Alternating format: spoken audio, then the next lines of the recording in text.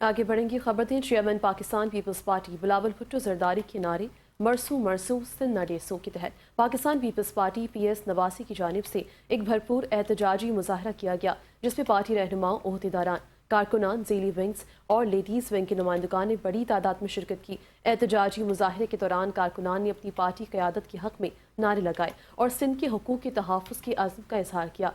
मुज़ाहिरीन का कहना था कि पाकिस्तान पीपल्स पार्टी हमेशा अवामी मसाइल के हल, जमहूरी अख्तियार के फ़रोग़ और सिंध के मफादात के तहफ़्फ़ुज़ के लिए अपना किरदार अदा करती रही है और आइंदा भी अवामी आवाज़ को मौसल अंदाज में बुलंद करती रहेगी।